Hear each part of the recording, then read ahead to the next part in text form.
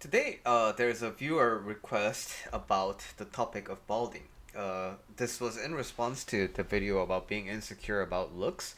Can you do a video about balding specifically? I started balding at age 20 and it utterly devastated me. I'm better now, but it still makes me insecure. Thinking about getting a transplant as a solution for now, but I'm curious about what you think. People underestimate the psychological toll balding takes on you when you're young.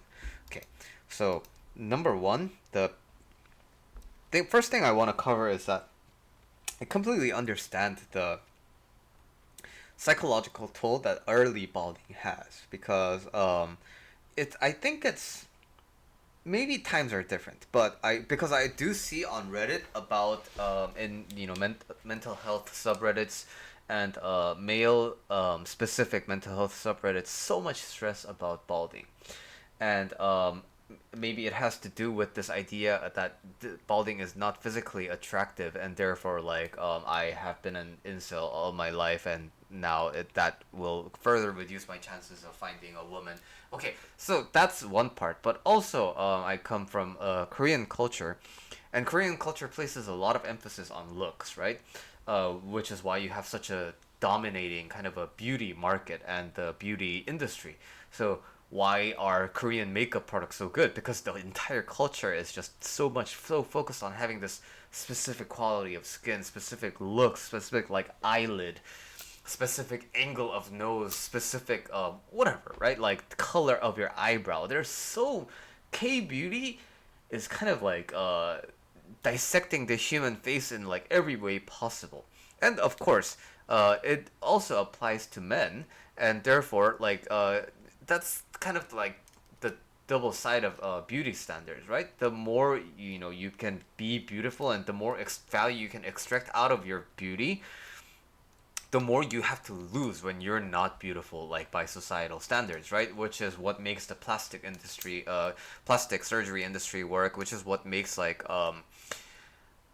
transplant and the wig industry so popular in Korea. Moreover, nowadays I heard of tattooing the bald shaven head patterns so that it like kind of masks the fact that you have no more hair growth. And these are the things that I've noticed across different cultures. So I've heard a lot of things about it. I've witnessed a lot of my personal friends who go through balding and are stressing out so much about it. So number one, I understand the psychological toll that balding has. Okay, but now it's a fact that you are balding, right? And there's no way around it. And but the thing is, there's also a lot of other things in your life that are happening, and that's outside of your control. So the kind of the first takeaway that I want to provide you is this: needless to say, all the other things I mentioned in the insecurity about looks video still applies, right? Your life is so much more than your hair. Your life is about the experiences that you have. Your life is about your relationships. Your life is about your accomplishments. Your life is about your personal challenges that you put through and conquer and things like that. But if all you can think about, because so much of your attention is just like automatically pulled towards the topic of your hair, then this might actually be less of an actual hair problem, but it might more be of an OCD problem. So, people who bite their nails, right? And people who keep pushing their cuticles back. People who have to put everything in a straight line. People who have to count everything by threes and then things like that. So, all of those things you don't have to do, right? But something in their brain makes it just automatically pull the focus towards that whenever the opportunity presents itself. So the brain keeps hijacking in a very obsessive pattern. So that same topic of the same pattern may be emerging, and it just might be latching onto the topic of your hair. So if you suspect that this may be the case for you, then what may actually help is less about the physical balding, but if you treat this like a OCD of something else, and you look at OCD specific advice and care, you might actually really benefit from that, surprisingly, because again, it's not inherently in the balding. It's about your mind's relationship to the balding. Okay, that's the first takeaway I wanted to provide. And the second one is this. So, you have the mental health stigmas. Why do they sting so much? It tends to be because there's no externally visible symptoms. So if I look sick as fuck, right? My chin is like, and my like cheeks are like, and you can tell I've lost a lot of weight, and I'm here like, hey guys, I'm here to talk to you. So you would know something's up with my health, right? And now you would feel bad. I'm like, oh Billy, please take care of yourself, blah blah blah. Okay, but now see, suppose I'm massively depressed, and then like my videos don't have my usual like upbeat spirit, and then what's so easy for other people to say, oh come on man, don't take it so seriously, oh come on man, like I think you're being too negative right now, you're too sensitive, and you should lighten up and you should just smile more, and blah blah blah, all these things, right? When you're massively depressed, these things end up becoming super harmful, right? Because it feels like your pain and your suffering isn't really being recognized. So it's kind of like the same thing, because okay, there are lots of things physically that may be happening in your body outside of your control, right?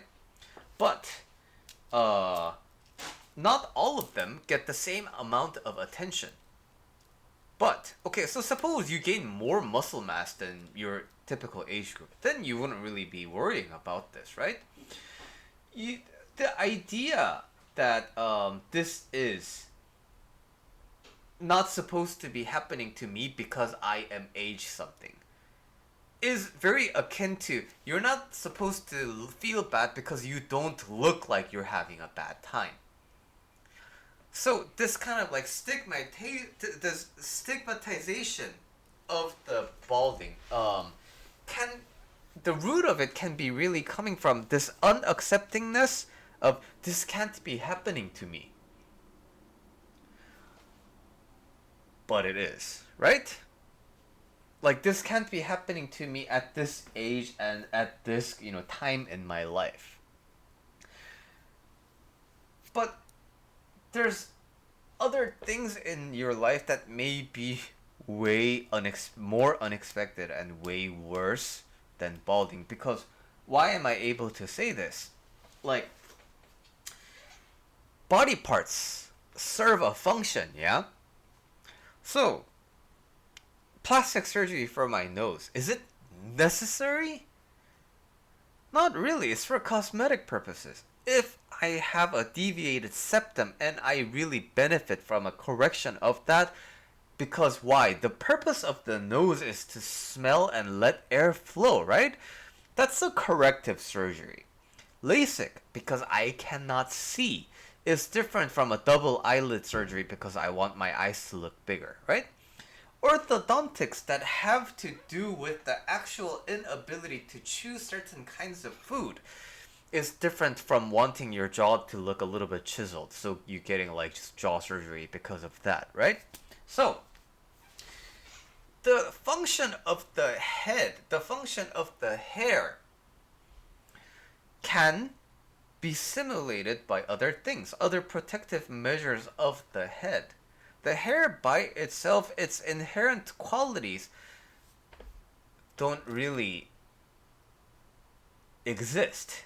Like a vital function of hair is like less vital than the vital function of the eye, right? Which is why a lot of religious people, like monks in Asian cultures, start off by shaving their head, because why? Hair is seen as kind of this thing that you can use to decorate, and that takes focus away, right?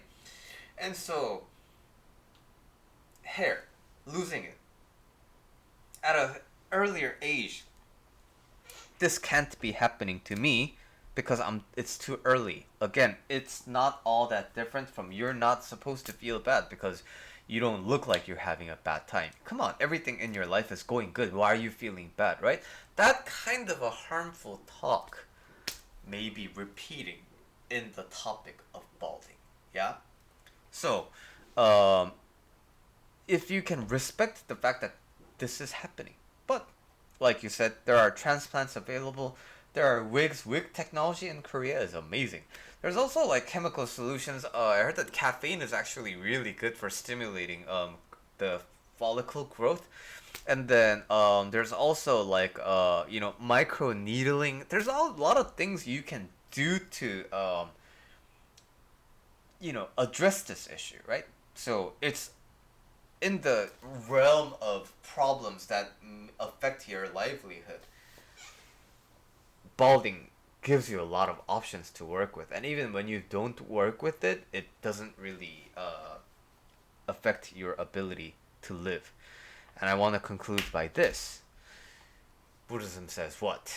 As long as you're alive, you can be happy. You can be free of suffering.